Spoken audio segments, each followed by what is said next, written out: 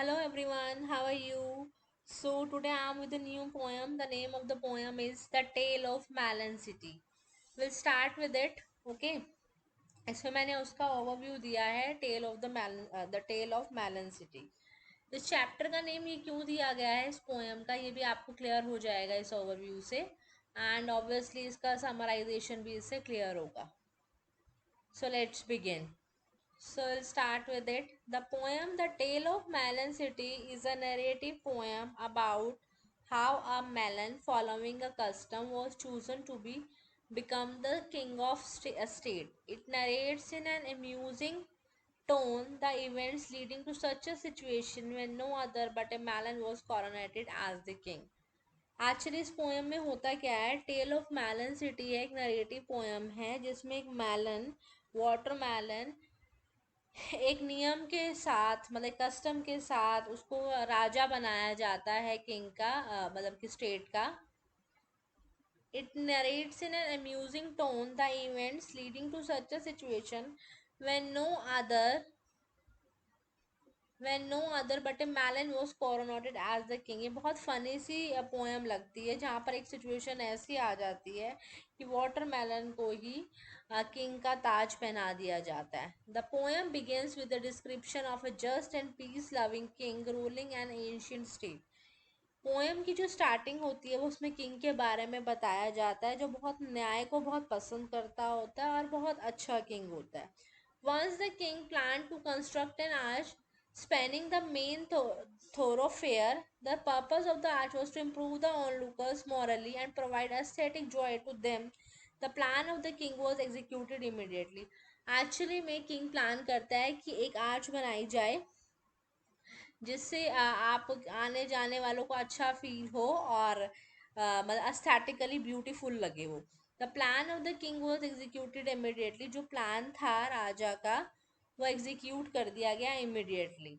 लेकिन एक दिन क्या होता है, जब वो किंग वहाँ से जा रहा होता है, जब वैसे वो इतनी छोटी बनाई जाती है, जो डोम आर्च बनाई जाती है वो इतनी छोटी बनाई जाती है कि उसका किंग का जो क्राउन है वो गिर जाता है। Immediately the king responded negatively. उसको बहुत बुरा फील होता है और अनडिसोनर्ड फील होता है।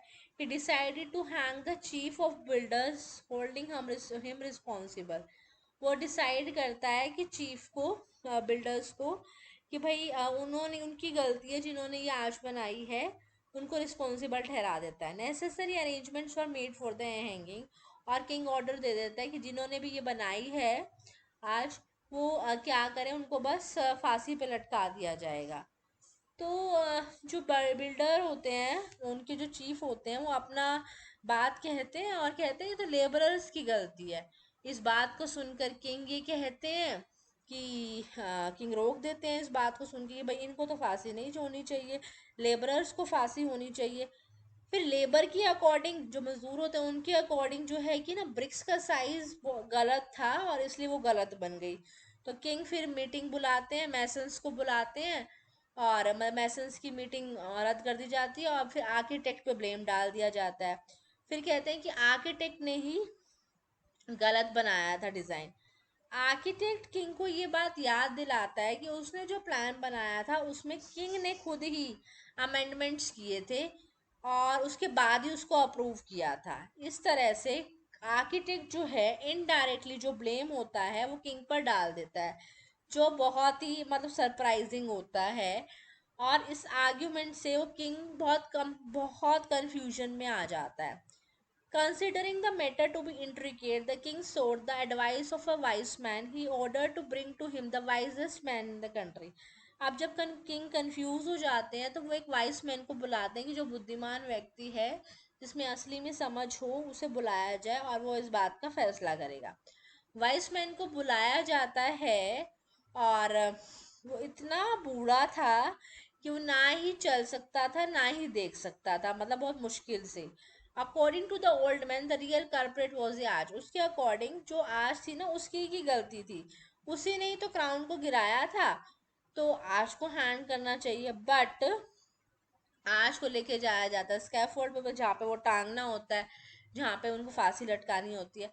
एक काउंसलर कहता है कि बहुत शर्मिंदगी वाली बात होगी कि ना उस आर्च को टांगना जिसने किंग के हेड को मारा, ठीक है, मतलब कि उनका क्राउन गिरा दिया था।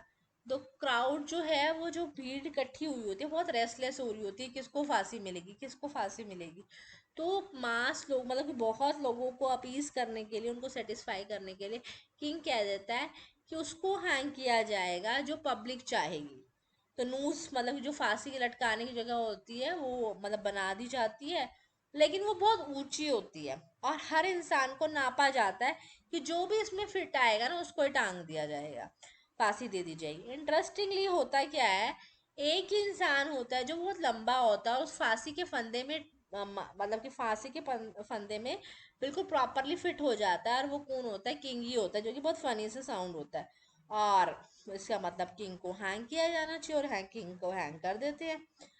मिनिस्टर्स सॉरी, मिनिस्टर्स को बहुत शांति महसूस होती है कि हाँ, उनको फाइनली कोई तो मिल ही गया, वरना तो क्राउड ने बहुत एक रिवोल्ट ही कर देना था।